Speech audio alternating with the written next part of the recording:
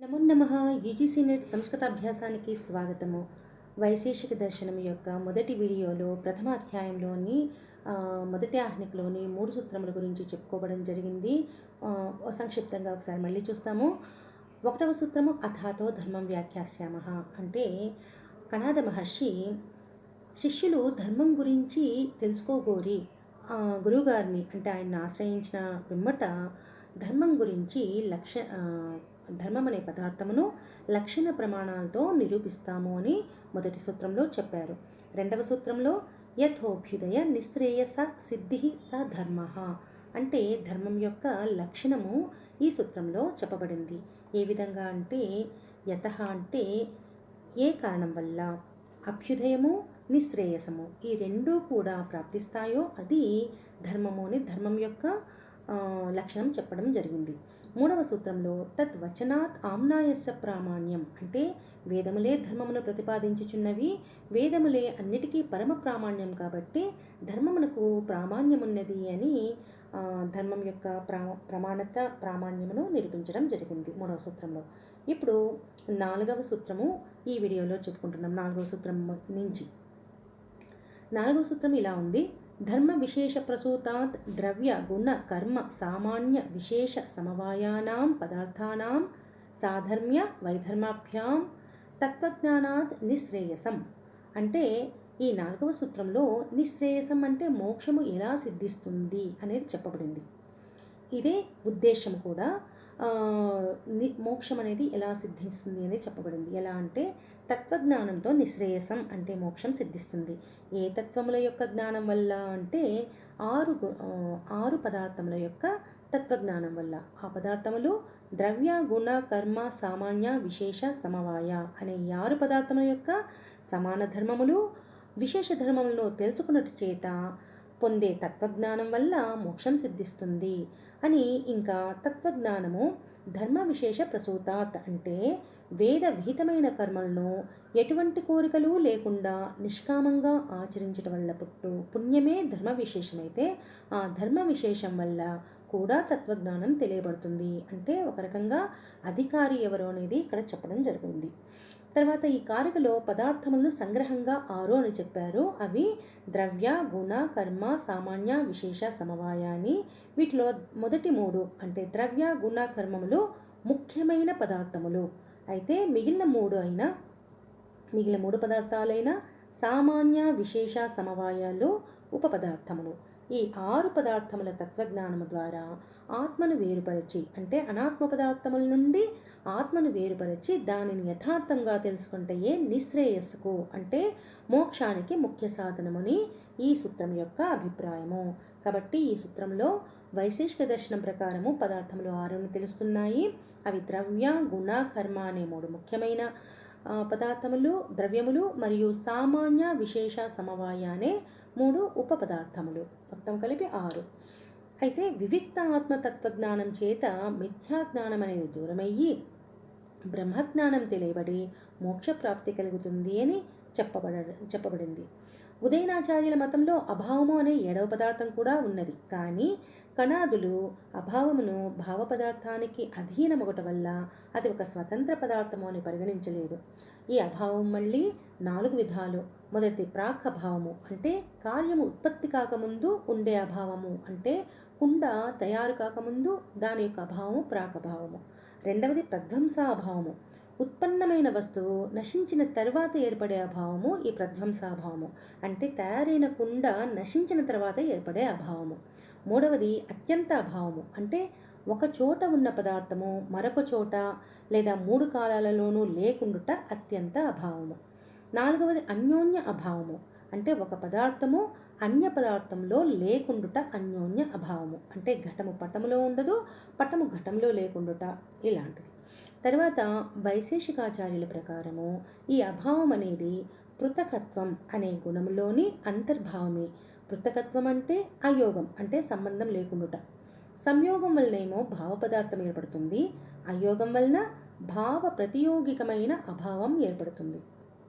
తర్వాత శాస్త్రముల యొక్క ప్రవర్తించే విధానము 4 విధములుగా ఉంటుందని ప్రతి శాస్త్రం గురిలో చెప్పబడుతుంది. మొదటిది ఉద్దేశం అంటే నామముతో పదార్థాలను నిర్దేశించుట చెప్పటం. తర్వాత రెండవది విభాగం. విభాగం అంటే ఉద్దేశించబడిన పదార్థములను విభజించటం. మూడవది లక్షణము.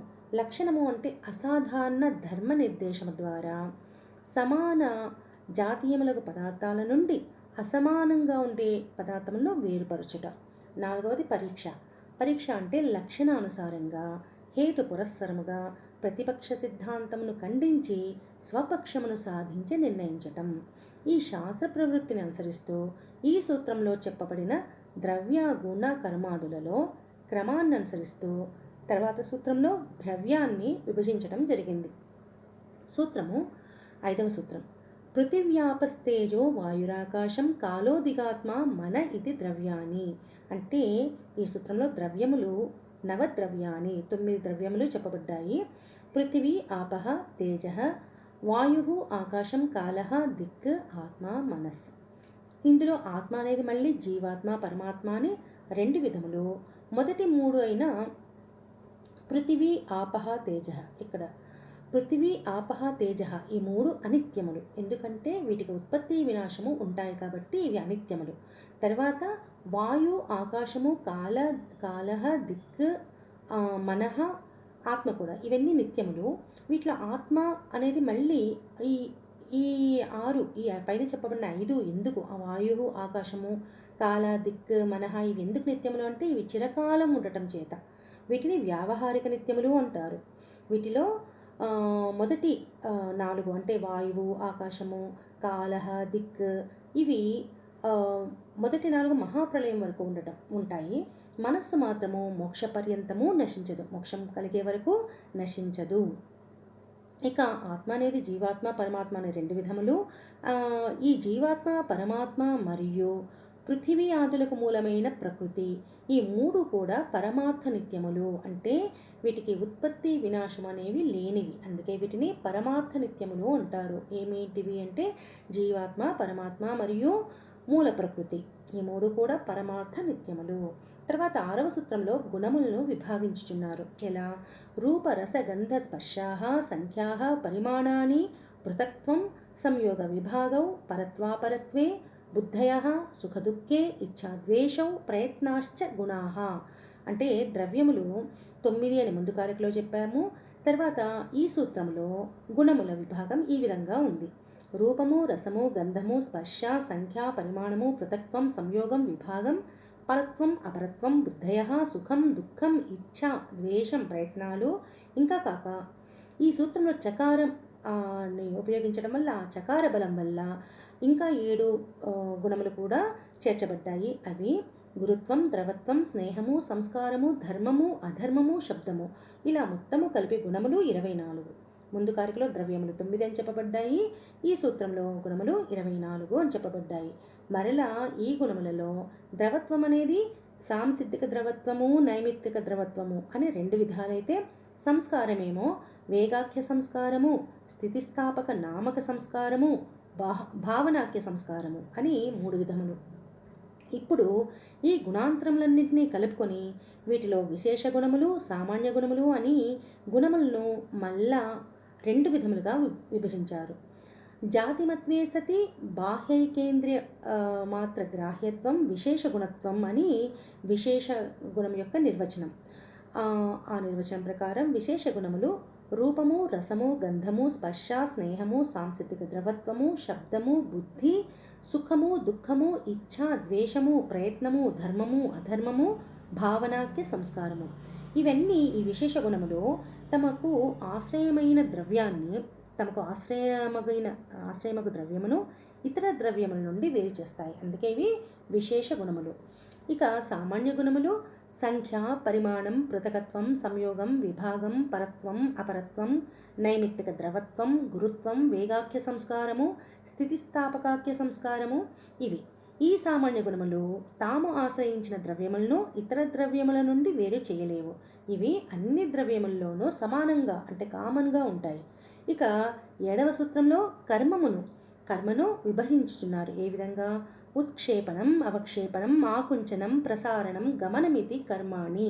అంటే కర్మలు 5 విధాలు. అవి ఉత్క్షేపణం అంటే వస్తువును పైకి విసరటం, రెండవది అవక్షేపణం అంటే వస్తువును క్రిందికి వేయటం లేదా పడవేయటం.